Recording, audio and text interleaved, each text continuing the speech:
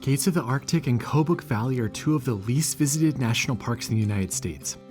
It's easy to see why, as they are remote, have no infrastructure, and are costly to get to.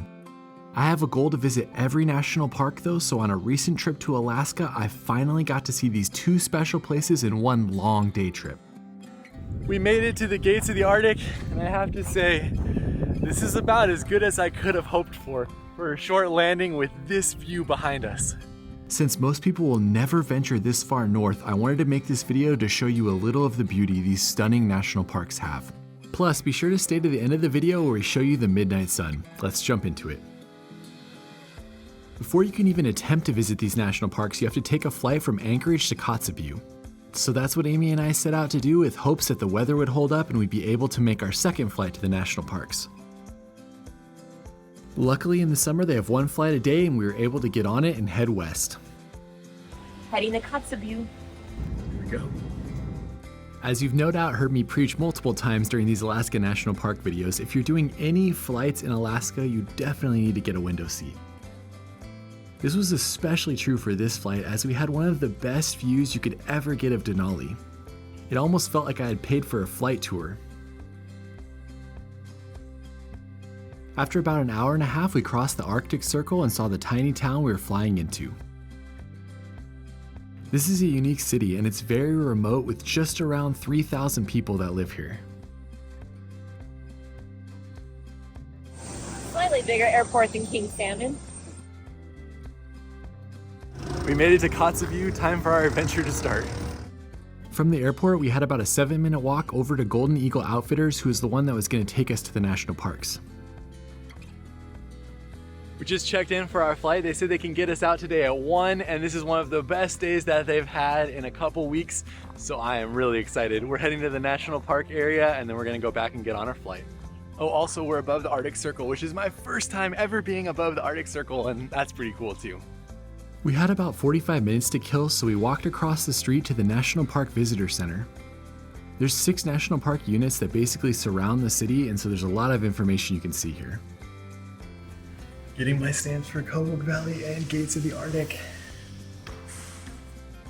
The visitor center here had a few rangers that you could ask questions to, and a tiny store. Wow. Muskox is pretty nice. Some nice fluff going on. Amy's demonstrating how you can go ice fishing. Did you catch one? I did. I think I'm ready for the real event. It's that easy. That's all they say it does. There's also information on Alaska's indigenous people who lived in the area, and I'll leave a link to that in the description. After exploring for about 30 minutes, we headed back over to Golden Eagle Outfitters. This is gonna be a legit adventure. After getting the safety briefing, us and 6 of our closest friends were all ushered to the plane, which was an otter and had 10 seats. This is a great plane for this type of adventure, as every seat has a window and there's a small aisle down the center. Plus, since it's bigger than the normal bush planes, it's relatively smooth when it's flying as well. After everyone was situated, we took off and began our 5-hour flight adventure. Basically, it takes about an hour and a half to get to Gates of the Arctic, and then you have 30 minutes to explore before getting back in the plane, and another hour to get to Kobuk Valley. From there, you have 30 minutes to explore, and then you fly all the way back to Kotzebue. This wasn't the traditional trip where there was a guide talking about the different things that we were seeing. You could just ask questions whenever you wanted, and the pilot would respond. He did point out a few things along the way as well. The reason I chose this adventure, where we only got to land in each park for around 30 minutes, is that this is basically the most economical way to visit these two parks. I mean, don't get me wrong, it's expensive, but you really only have 3 options for visiting. First, you can do what we did, which is to land in each of them for a short period of time over a long day trip.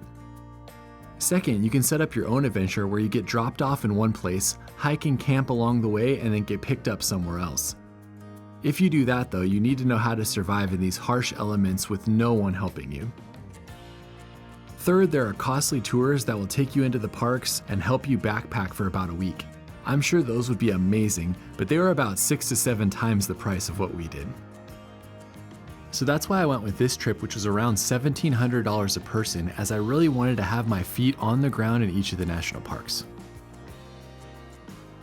We flew for about an hour in Kobuk Valley before we crossed into Nullagvik, and the mountains became amazing. This is where we were flying for the majority of the time before we got into the gates of the Arctic. If you look at what we did on the map, we basically only crossed over into the lower southwest corner of the national park to do our landing. Also, if you're planning a trip like this yourself, they do highly recommend that you plan multiple days in Kotzebue. The weather is so unpredictable and you have so far to travel to reach both parks. If the weather isn't working out that day and you flew all the way out here, then you're out of luck, so you want to have multiple days so that hopefully you'll have one that has good weather. We got lucky though, they said this was some of the best weather they had seen all season. Eventually our pilot found a good strip to land on, and after making multiple passes to check how safe it was, he put the plane down inside of the national park. I don't know, you might have to drop me here on a personal trip, right? It's the gates of the Arctic. Since we only had 30 minutes to explore this national park, I basically ran from the plane all the way down to where the water was.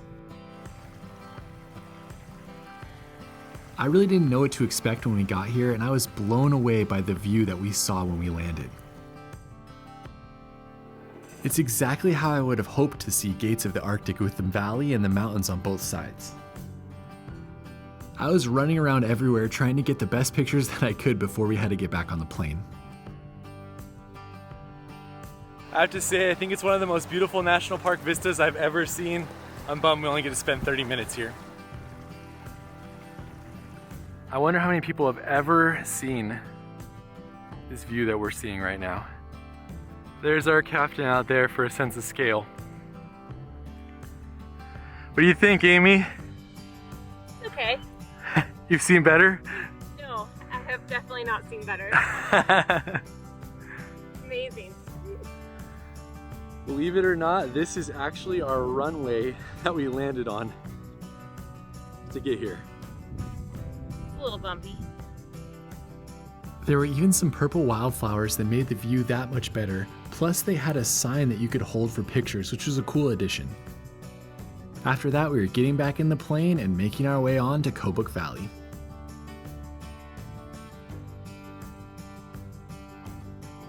The flight out from here was especially impactful as we got to go up the valley we had been looking at. Plus, our pilot told us that he loves this spot, but that he doesn't get to land here very often because the weather doesn't cooperate. I can't believe how lucky we were to be able to land in a spot like this and to be able to experience a view like that. I don't take these things for granted, and I know how hard it is for most people to reach a spot like this, which is why I really wanted to make this video to show you this beautiful and remote location. We basically flew the same path on the way back, but it was nice because you were going in the opposite direction, so you got an entirely different view than what you saw on the way there.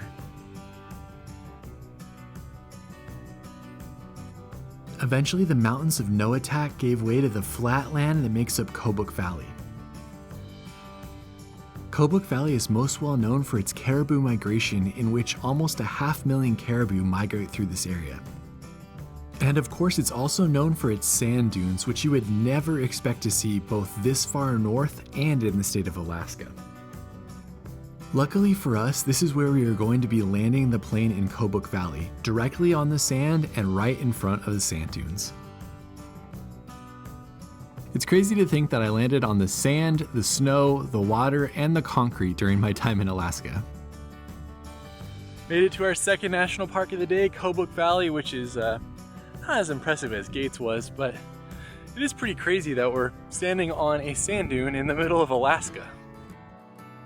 There are 3 dune fields here, and they're the largest active dune fields in North America. They make up about 20,000 acres in the middle of the national park, and the largest is the Great Kobuk Sand Dune. The weirdest part about it is just that there's nothing else like it anywhere around here. You're basically seeing snow-covered mountains, forests, and rivers, and then suddenly a big sand area. What do you think about Kobuk Valley? It's really cool, completely different, but Gates of the Arctic takes the cake today. This right here was our runway to land on the dunes. We didn't spend as long here as people just walked around for a little bit and then everybody got back on the flight. There were people camping out here on the sand dunes as well, but if I was going to camp anywhere, I would have camped at Gates of the Arctic. This is a really cool experience being able to see these two parks. It's a long day, it's expensive, but it's really cool. Luckily, they had a sign for Kobuk Valley as well, so we got to take pictures with that before we got back in the plane to start the long journey back to Kotzebue. And just like that, our 30 minutes is done. We're getting back in the plane and we are flying back. Back in the bus and back to civilization. Such a cool trip. Highly recommend it if you can do it. Probably my favorite part of Kobuk Valley was taking off from the sand, and then basically as soon as we took off, you could see how massive the sand field was from above. Plus, you could see how quickly it turned back into forest again, which is just something hard to comprehend in a remote part of Alaska. After about 30 minutes of flying over the remote and beautiful landscape, we are finally back to the town of Kotzebue and making our landing at the airport. We really did love our time with Golden Eagle Outfitters. The people who took us on the tour were great. Amy and I had actually scheduled 2 nights to be here because we didn't know how the weather was going to be, but we were able to get on a flight the next morning, and so we only spent 1 night in the town. We checked into our room at this hotel. I'm not sure how to pronounce it, but it is that hotel. And yeah, it's a pretty nice spot. You can see the water right over there. There's a restaurant. The restaurant is what we're heading down to next. The hotel also has an observation lounge where you can come out here and hang out and look out at the view. Did you ever think you're gonna have dinner looking at the Arctic Ocean? Never in my entire life. So thank you for bringing me. They had reindeer stew and a lot of other things they recommended, but Amy and I just went classic and got burgers. Sounding good. I'm really excited because we're above the Arctic Circle, and believe it or not, there are actual days up here where the sun doesn't set at all. And in July, which is right now, the sun sets at 1:30 at night, rises at 4, so we should be able to come out tonight at midnight and be able to still see the sun. The town is pretty tiny, so I took the opportunity to just walk along the water for about 45 minutes and see what I could see. Overall, there wasn't a lot going on, but it was beautiful in its remoteness. This is the other restaurant that everybody likes, Empress. We didn't get to try that today though. If you're staying here and waiting out the weather, then this is kind of what you can expect from the town. There are a few places to eat, there's a small grocery store, and there's the National Park Visitor Center that you can explore. We headed to bed and set our alarm for 11:45 as the last thing we wanted to do was to go experience the midnight sun.